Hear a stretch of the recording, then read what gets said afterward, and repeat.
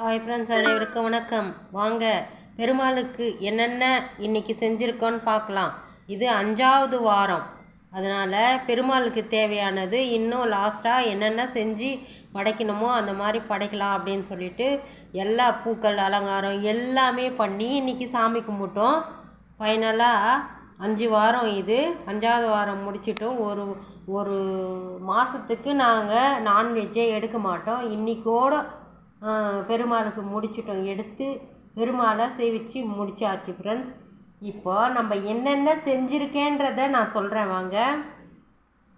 சாமி கும்பிட்டு முடிச்சும் இவ்வளோ இருக்குது. இன்னும் பாருங்கள், இன்னும் நிறைய இருந்தது, காலி ஆயிடுச்சு. பார்த்துக்கோங்க. இதெல்லாம் செஞ்சேன்றதை உங்களுக்கு காட்டுறேன் வாங்க. கொத்தவரங்காய் பொரியலை, 3 பொரியல், கொத்தவரங்காய் பொரியலை, அவரைக்காய் பொரியல் செஞ்சோம், வடை செஞ்சோம். வடை காலி ஆகிடுச்சி.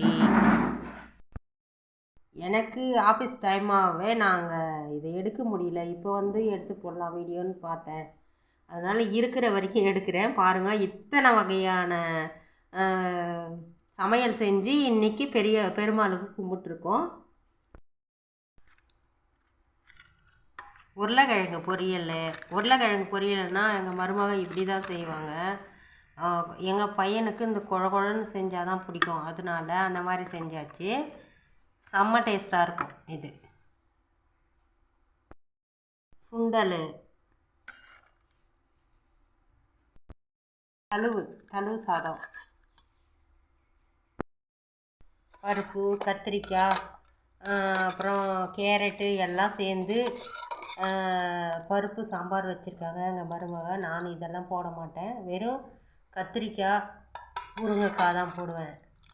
டிஃப்ரெண்ட்டாக செஞ்சுருக்காங்க எங்கள் மருமக. சூப்பராக இருக்குது. பாருங்கள், செம்ம டேஸ்ட்டாக இருந்தது. ஆனால் சாதம் வடித்தோம், பாயாசம், இதுக்குண்டா நிறைய வச்சுருந்தோம். காலி ஆயிடுச்சு. இவ்வளோ இருக்குது. பாயாசம் செம்ம டேஸ்ட்டாக இருந்தது. பைத்தம்பருப்பு பால் பாயாசம் செஞ்சுட்டோம். அப்பளம் பொரிச்சிருந்தோம். அப்பளம் காலி. இது எல்லாம் எங்கள் வீட்டு சமையல். பாருங்கள், அதாவது ஒரு தழுவு மட்டுமே செஞ்சு கூட படைச்சிடலாம் 5 சனி ஒரு பொழுது இருந்தால். ஆனால் சாப்பிடாம இருந்து கரெக்டாக 5 சனி ஒரு பொழுதுக்கு நமக்கு தேவையான கடவுளுக்கு பெருமாளுக்கு தேவையானது எல்லாம் செய்யணும்னு சொல்லிட்டு இதெல்லாம் செஞ்சு படைச்சிட்டோம் ஃப்ரெண்ட்ஸ். கஷ்டப்பட்டு எல்லாம் நான் 3 மணிக்கு எழுந்தேன். எல்லோரும் எழுந்து கரெக்டாக எழுந்து பெருமாளுக்கு இந்த வாரத்தோட எல்லா விஷயமும் முடித்து பெருமாளுக்கு சேவிச்சிட்டோம். நான் இவ்வளோதான் எங்கள் வீட்டு சமையல். இன்றைக்கி பெருமாளுக்கு தேவையானது செஞ்சு முடிச்சிட்டோம் ஃப்ரெண்ட்ஸ். நல்லா இருக்கா எல்லாம் பாருங்கள். வீடியோ பிடிச்சா லைக் பண்ணுங்கள், ஷேர் பண்ணுங்கள், கமெண்ட் பண்ணுங்கள். ஃப்ரெண்ட்ஸ் அண்ட் ஃபேமிலிக்கு என்னோடய வீடியோவை ஷேர் பண்ணுங்கள் ஃப்ரெண்ட்ஸ். சேனல் சப்போர்ட் பண்ணுங்கள். புது சேனலும் ஓப்பன் பண்ணியிருக்கேன், அது பாருங்கள். என்னோடய வீடியோவில் யூஸ்ஃபுல்லான வீடியோக்கள் தான் வரும். பாருங்கள். அடுத்து என்ன அலங்காரம் லாஸ்ட் வாரன்றதுனால அதையும் காட்டுறேன். குபேர பொம்மை, குபேர கேலண்டர் வாங்கிட்டு வந்து வச்சுருக்கோம். அதுக்கும் எல்லா கேலண்டருக்கு ஒரு நாளும் பூ போட்டுருவோம்.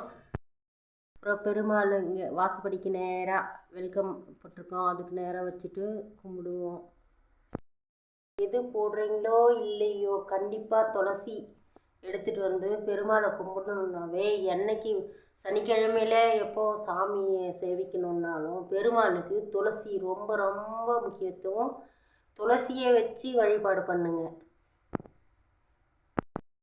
மேட்லேருந்து எல்லாமே துவச்சி போட்டுட்டோம். துணிங்கெல்லாம் எப்படி காயும்னு தெரியாது, அந்த அளவுக்கு இருக்குது. மூடிக்கிட்டு இருக்குது வானம். என்ன பண்ணுறதுன்னு ஒன்றும் புரியல ஃப்ரெண்ட்ஸ்.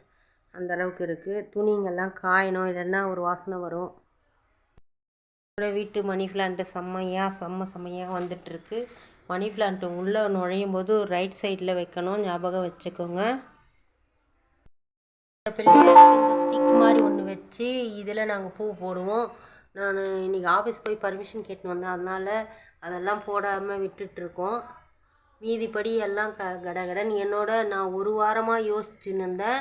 நான் நிறைய பூவெல்லாம் துளசி எல்லாம் கட்டி வாசப்படி ஃபுல்லாக போடணும் அப்படின்னு சொல்லிட்டு எனக்கு தான் டைம் கிடைக்காம போட முடியாதுன்னு நினச்சேன்.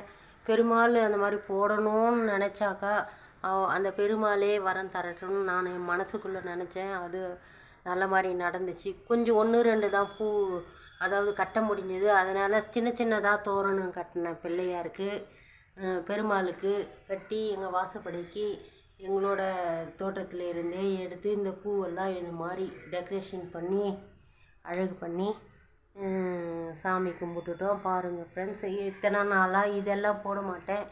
ஒரு கொத்து பூ மட்டும் வச்சு சாமி கும்பிட்டுருவேன். இன்றைக்கி இதெல்லாம் எடுத்து போட்டு மேலே ஏறி அதெல்லாம் போடணும். போட்டு பெருமாளை சேவிச்சோம் ஃப்ரெண்ட்ஸ். எங்கள் வீட்டு பெருமாளை எப்படி சேவிச்சிருக்கோன்னு கமெண்ட் பண்ணுங்கள்.